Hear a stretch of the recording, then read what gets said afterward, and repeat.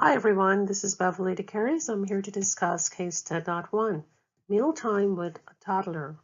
Meet Josiah. Josiah is 22 months old and he lives with his mother and grandmother. He's in daycare during the week and does not get home until after 6 p.m. each evening. Prior to dinner, he's allowed to snack an apple juice and basically anything else he demands, such as crackers or cookies. He refuses to sit down in his boosted chair whenever he has to eat at dinner time. He actually says no. So either his mother or grandmother feeds him from their plate as they're eating in front of TV. The daycare center also mentioned that they were having problems with Josiah and getting him to sit down for lunch. Josiah's mother is concerned because she believes he's not eating enough at dinner time.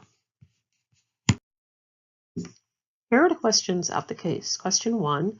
Describe the issues surrounding Josiah's mealtime behaviors. As mentioned, Josiah refuses to sit down to eat at meals, either at home in his boosted chair for dinner or as well at a daycare center for lunch. At home, he eats from his mother's and grandmother's plates as they're quickly having dinner in front of TV. Josiah is snacking prior to dinner and he's not eating sufficient food at dinner time. Question 2. Describe how Josiah's mother and grandmother introduced new foods into Josiah's diet. While Josiah's family could introduce new foods alongside the familiar foods he's used to eating. At the dinner table, his family should also be eating that food that is being introduced. And in all likelihood, he will want to mimic their behavior by trying the new foods because toddlers are just very good imitators. The ideal time for him to eat as well is when he is hungry, which means he should not be snacking before the meal. Question 3. What suggestions can you give for between meal snacks for Josiah? Well, snacks are necessary for toddlers to meet their nutritional needs as they're not able to eat large amounts at mealtime. Snacks should be eaten at scheduled times, but spaced out to allow the children to be hungry at dinner time. Even though there is some flexibility that can be allowed, continuous eating between meals is not a good practice. Sweetened beverages such as juice or soda, cookies and chips, they're really not healthy options because they're loaded with sugar and unnecessary calories. Instead, healthy snacks like apple slices or carrot or other fruit sticks should be made available. Question 4. What concerns do you have about giving Josiah unlimited access to apple juice in the sippy cup? Continuous intake of a sweetened beverage like apple juice in a sippy cup is not a good idea because potentially it can cause dental cavities and excessive sugar intake. Question 5. How can healthy eating behaviors be developed in Josiah?